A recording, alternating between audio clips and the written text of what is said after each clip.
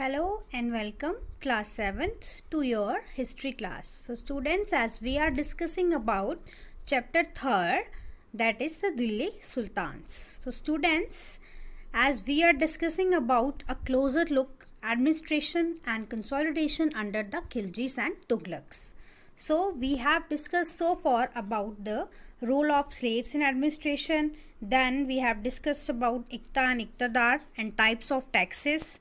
Then we have discussed about the chieftains and fortification. इन तीनों topic के बारे में हम पढ़ चुके हैं किसके अंडर, खिलजीस और तुगलक्स के अंडर. ठीक है, तो आज हम एक नए टॉपिक से स्टार्ट करेंगे जिसकी इंट्रोडक्शन मैंने आपको प्रीवियस लेक्चर में दी है. Respond to the Mongols attack under Genghis Khan. ठीक है, तो इसकी इंट्रोडक्शन में हमने पढ़ा था चंगेज़ खान कौन था. ठीक है, तो ये मंगोल अटैक जो था इसकी वजह से हुआ. ठीक है, ये जो था एक चाइनीज़ ट्राइब से बिलोंग करता था. ठीक है, और बहुत ही हम्बल बैकग्राउंड से बिलोंग करता था. तो जो है इसने अपनी आर्मी को इकट्ठा करके जो है बहुत जगह पर हमले भी किए और वहाँ पर जो है अपना एम्पायर भी खड़ा किया हुआ है. ठीक है, इसके बारे में मैं आपको इंट्रोडक्शन दे चुकी हूँ. तो अब हम पढ़ेंगे कि मंगोल अटैक को किस तरह से दोनों सुल्तान्स यानी कि मोहम्मद तुगलक और अलाउद्दीन खिलजी, इन दोनों ने किस तरह से ये डील किया, ये मसला कैसे हल किया था, वो हम कंपैरिजन में पढ़ेंगे कि अलाउद्दीन खिलजी ने कैसे किया है और मोहम्मद तुगलक ने किस तरह से रिस्पॉन्ड किया मंगोल अटैक को. ठीक है, तो अलाउद्दीन खिलजी और मोहम्मद तुगलक.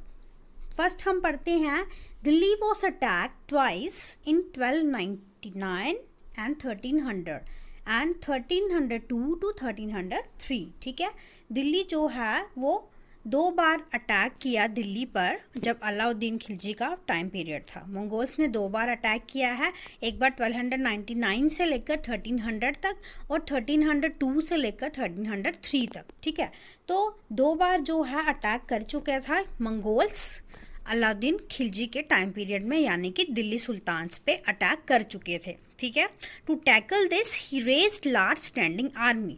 तो इस सब से बचने के लिए अलाउद्दीन खिलजी ने क्या किया, बहुत बड़ी आर्मी जो है खड़ी कर दी. ठीक है, और जो है उससे अपने आप को डिफेंड किया मंगोल अटैक को. ठीक है, तो मोहम्मद तुगलक के बारे में आ जाते हैं. मोहम्मद तुगलक ने क्या किया, Delhi was attacked under him also. Mongol army was defeated. He also raised a large standing army. और इसने भी यही किया, दिल्ली जब अटैक हुई मंगोल्स के द्वारा, ठीक है, जब मोहम्मद तुगलक का टाइम पीरियड था, तो वहाँ पर मंगोल्स हार गए. ठीक है, मोहम्मद तुगलक की आर्मी से हार गए हैं. And he also raised a large standing army. और इसने भी यही किया कि बहुत ही लार्ज स्टैंडिंग आर्मी जो है वहाँ पर खड़ी की अपनी. जब आर्मी ही नहीं होगी तो किस तरह से वो अटैक को संभालेंगे. ठीक है, डिफेंड कैसे करेंगे खुद को, तो आर्मी तो बहुत ज़रूरी है. इसीलिए दोनों ने आर्मी का जो है स्टैंड किया वहाँ पे, लार्ज स्टैंडिंग आर्मी जो है वहाँ पर बनाई. नेक्स्ट पढ़ते हैं constructed new garrison town name Siri. तो अब दिल्ली में न्यू गैरिजन टाउन जो है बना दिया, जिसका नाम क्या दिया उन्होंने, सिरी दिया. ठीक है, न्यू गैरिजन टाउन बनाया है किसने, अलाउद्दीन खिलजी के टाइम पीरियड में अलाउद्दीन खिलजी ने. तो मोहम्मद तुगलक ने क्या किया, no garrison town was constructed, rather older garrison were emptied and residents were move to the new capital of Daulatabad in south. तो अब इसने क्या किया, मोहम्मद तुगलक ने क्या किया, कोई न्यू गैरिजन टाउन नहीं बनाया, कोई कुछ नहीं किया. इवन जो पुराने गैरिजन टाउन से वहाँ से लोगों को क्या कर दिया, निकाल दिया. जो वहाँ पे रहते थे उनको निकाला और उनको कहाँ पे शिफ्ट कर दिया, दौलताबाद में शिफ्ट कर दिया. ठीक है, तो नेक्स्ट है tax in form of produce from Ganga Yamuna Doab was collected to feed soldiers. Tax was fixed at 50% of peasants yield. तो अब जो है जो टैक्स जो है वसूल किया गया, जिन दिनों आर्मी पे अटैक हुआ वो दिल्ली पे अटैक कर रहे हैं. ठीक है, तो अब अलाउद्दीन खिलजी को चाहिए है कि सोल्जर्स को वो अच्छे से रखेगा, सोल्जर्स अच्छे रहेंगे, हेल्दी रहेंगे तो ही वो लड़ पाएंगे, ठीक है। तो उनके लिए, उनकी देख रेख के लिए जो है रेवेन्यू तो इकट्ठा करना ही था, तो उन्होंने कहाँ से किया, गंगा यमुना दोआब से। गंगा यमुना दोआब मैंने आपको बताया था कि जहाँ पर गंगा और यमुना दोनों नदियाँ जो हैं बहती हैं, उनके बीच के एरिया को क्या बोला जाता है, दोआब बोला जाता है। आपको ये चीज़ पहले ही मैं बता चुकी हूँ, ठीक है। तो गंगा यमुना दोआब से उसके आगे पीछे जो एरियाज़ थे जहाँ पे लोग रहते थे, वहाँ से उन्होंने टैक्स वसूल करना शुरू किया, जो सोल्जर्स को वहाँ से ही फीड करते थे, ठीक है। वहाँ पे जो एग्रीकल्चर हो रहा है, वो क्रॉप्स वगैरह जो भी आ रही हैं वो सोल्जर्स के लिए आ रही हैं, उनकी देख रेख के लिए, उनके खाने पीने के लिए सामान आ रहा है, ठीक है। तो tax was fixed at 50% of peasants yield. तो ऐसा होता था कि 50% जो है टैक्स जो है वसूल किया जाता था। जो पीजेंट्स वहाँ पर कोई भी क्रॉप उगाएंगे या कुछ भी करेंगे तो उसका 50% किसको जाएगा, जो है एज अ टैक्स जो है वो अलाउद्दीन खिलजी ले लेता था। किसके लिए, सोल्जर्स के लिए, ठीक है। तो वहीं दूसरी साइड पे देखें हम तो मोहम्मद तुगलक के टाइम पीरियड में क्या था, produce from the same area was collected as tax to feed army and additional tax was imposed. This led to a famine. तो स्टूडेंट्स देखिए यहाँ पे इसने क्या बेवकूफ़ी वाली बातें की हैं, ठीक है। अलाउद्दीन खिलजी ने वैसा नहीं किया कि जहाँ पर अटैक हो रहा है वहीं के लोगों को और परेशान किया, वहीं के लोगों से क्या किया, टैक्स लिया, वहीं के लोगों की क्रॉप्स ले ली, ठीक है, वैसा नहीं किया। लेकिन मोहम्मद तुगलक ने वैसा ही किया। मोहम्मद तुगलक ने जहाँ पर आर्मी रह रही है, जहाँ पर अटैक हो रहा है, उसने वहीं के लोगों से क्या किया, उनकी क्रॉप्स ले ली, ठीक है, एज अ टैक्स ले लिया और उल्टा उन पे और दूसरा भी टैक्स लगा दिया, ठीक है। जिसकी वजह से क्या था, क्रॉप्स जो हाँ कम पड़ गई थी, ठीक है।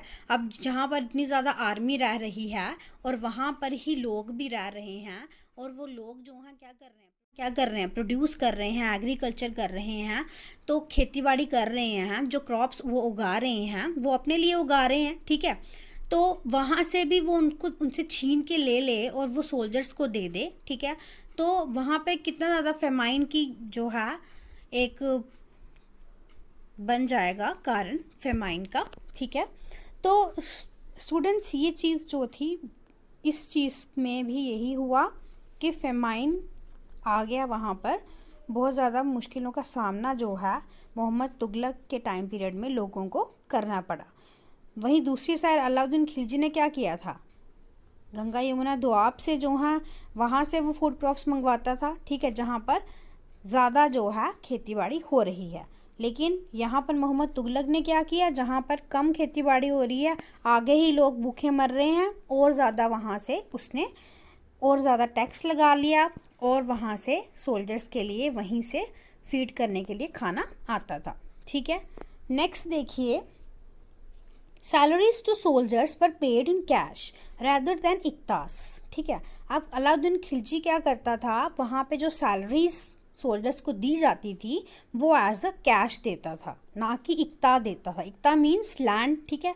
लैंड देने के बजाय वो क्या दिया, उसने कैश दे दिया, मतलब सोने की मोहरें दे दी, सोने के कॉइन्स दे दिए, इस तरह से दे दिया, ठीक है। The prices of the goods were controlled in Delhi, merchants who sell against the prescribed rates were punished. तो वहाँ पर उसने ये भी ध्यान रखा कि अब जो है ऐसा नहीं हो कि महंगाई बढ़ जाए, ठीक है, मर्चेंट जो है अपने अपने रेट लगा के लोगों को और लूट लें, ठीक है, क्योंकि आगे ही वहाँ पर जो है पैसे की कमी हो रही है, हम सैलरीज भी जो हैं सोल्जर्स को कैश में दे रहे हैं और ज़्यादा महंगाई ना हो जाए, इस चीज़ के लिए उसने क्या किया, प्राइजेस जो हैं वो फिक्स कर दिए, ठीक है। तो वहाँ पे ऐसा नहीं था कि कोई भी मर्चेंट जो है ज़्यादा पैसे ले सकता था, अपनी मर्ज़ी से ले सकता था। तो वहाँ पे उसने एक रूल निकाला था कि अगर कोई हमारे फिक्स प्राइस से ऊपर की रकम लेता है तो उसको क्या किया जाएगा, पनिश किया जाएगा, ठीक है। वहीं मोहम्मद तुगलक ने क्या किया, he also paid salaries in cash. अब उसने भी सैलरीज कैश में पे की, बट यूज़ टोकन करेंसी, ठीक है। तो लेकिन उसने क्या किया, टोकन करेंसी यूज़ की, जैसे कि आज होती है, ठीक है। आज हमारे पास नोट हैं, ठीक है, हमारे पास नोट है, हम दुकान में जाते हैं, सामान खरीदते हैं, ठीक है। तो लेकिन आजकल तो सबको पता है कि हाँ भाई 2000 का नोट है, तो वो एक इम्पोर्टेंस रखता है, ठीक है।